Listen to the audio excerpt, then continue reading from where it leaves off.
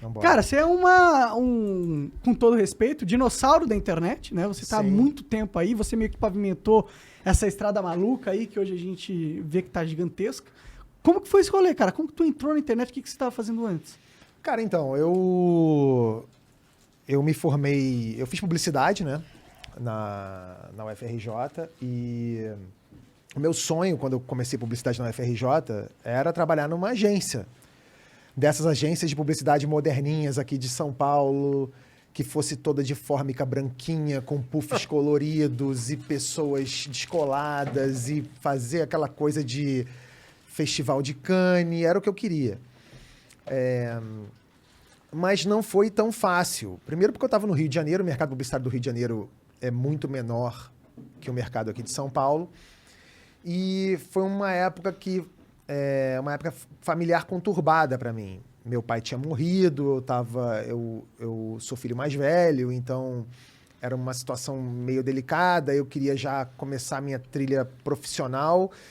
E a UFRJ, na época que eu estava estudando lá, não era uma faculdade, era uma faculdade muito concorrida, foi um vestibular muito difícil de passar, mas eu consegui, fui muito bem, eu estava lá, mas eu sentia que se eu dedicasse muito do meu tempo à publicidade, à faculdade, eu não ia chegar a lugar nenhum, assim. Era uma faculdade que estava caindo aos pedaços, os professores estavam mais preocupados em fazer greve e Você é ativista político? Mais ou menos. Não foi legal aquele período e eu pensei assim, bom, eu preciso começar a trabalhar. Eu preciso aprender alguma coisa. E aí, logo no segundo período da UFRJ, eu busquei um estágio. E meu primeiro estágio foi na Rádio Globo. Pô, bom primeiro estágio. Foi ótimo o primeiro estágio, mas eu consegui, assim, numa manobra louca, né? Para os jovens que... Qual é a câmera? Aquela ali? Para os jovens que estão nos... Essa aqui? Para os jovens que estão nos assistindo, existia um negócio antigamente chamado orelhão. Né? Putz. Era um telefone público que você utilizava, que você usava com ficha e depois passou a ser cartão. Você usava o orelhão. E eu, para conseguir esse estágio, eu passei trotes para a Rádio Globo. Para ver se eu conseguia falar com alguém pica.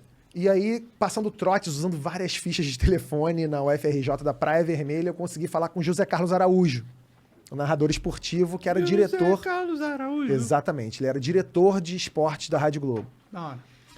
E aí eu fingi que eu era diretor de alguma empresa, não lembro qual foi o caô que eu mandei lá para a mulher da Rádio Globo. E quando ele atendeu o telefone, eu falei assim, Zé Carlos, então, meu nome é Antônio Tabet, eu não sou o diretor do sei lá o quê, eu consegui falar com você aqui agora e eu tô te ligando para te pedir um estágio. E acho que ele se amarrou naquela iniciativa louca de eu ter conseguido O contato dele de uma forma contato totalmente... dele de uma completamente maluca. independente, só com as suas ideias, isso é da hora mesmo. Então. Pessoas lutam pra ter uma oportunidade dessa, você criou com um orelhão. Aí ele falou, vem aqui. Aí eu fui na Rádio Globo, e aí isso era 96, e aí ele falou assim, olha, eu vou te dar o estágio, mas você não vai ganhar nada. É estágio de graça. Eu falei, beleza. E fiquei lá trabalhando na Rádio Globo. E eu fiquei um tempo lá, foi muito bom, foi um aprendizado muito bom. Eu comecei a ganhar logo em seguida. O que você fazia lá no estágio? Então, era parte de esporte da rádio. Então, fazia as coisas que estagiários fazem, né? Desde servir o cafezinho até preparar o roteiro do programa e tal. E foi na Rádio Globo. Foi muito louca essa época da Rádio Globo, né? Tipo, como eu era estagiário, eu ia cobrir os piores jogos do Campeonato Carioca. Então, enquanto os caras estavam lá fazendo Fla-Flu, Vasco e Botafogo, eu ia cobrir a trio de arbitragem de Madureira e Olaria na Rua Bariri. Eu ia pro jogo do América e Americano no Caio Martins. Eu conheci todos os buracos dos estádios mais obscuros do Rio de Janeiro e ficava lá trabalhando fazendo isso. Então não se amarrava não? Achava uma merda? Cara, eu achava legal, eu achava muito maneiro ir pra esses lugares e tal. O problema é que, às vezes você ia pra um puta de um jogo merda, Bangu e Madureira, lá no estádio do Bangu, E você, longe pra caralho. longe pra caralho, um calor de 50 graus na sombra. E você levava aquele tijolão de celular, que daquela época era o que você falava com a rádio. Porra, você imagina, estagiário, eu ia tudo empenhado, né? Porra, eu estudava o Madureira, caralho. Eu ia com aquela porra lá, e aí o cara me botava pra falar no ar uma vez, num período de 5 horas, que era de eu ir pra lá, voltar pra rádio. Antônio Pedro, como é que está aí no estádio Madureira? Aqui o Madureira está ganhando por 1-0 no oferecimento de tubos e conexões Tigre. Aí o cara, valeu, obrigado. Eu falava, pô, é isso? Eu vim pra cá, fiquei 5 horas pra falar uma vez, eu ficava meio frustrado. Mas ainda assim eu me sentia, porra, estagiário, membro da equipe de esporte da Rádio Globo. Foi muito maneiro. E foi na Rádio Globo que eu tive o meu primeiro contato com a internet de uma maneira completamente... Ao acaso? Ao acaso.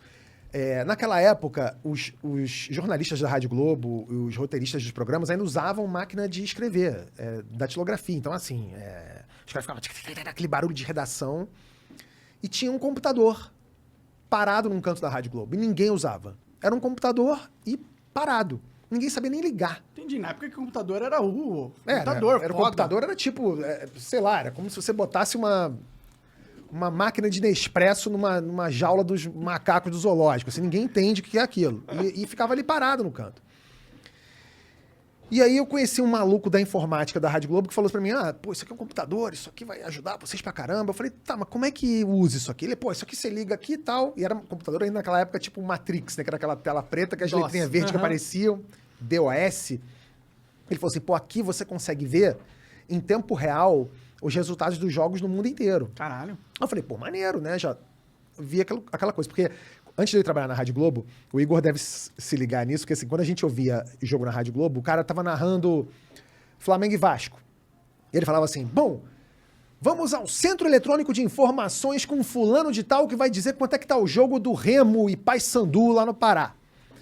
E aí eu, quando eu via aquilo, eu imaginava que, porra, o Centro Eletrônico de Informações da Rádio Globo, eu imaginava que era uma puta de uma sala, tipo daquelas da CIA, os Power Rangers. com computador, luzinha piscando, fios e o caralho.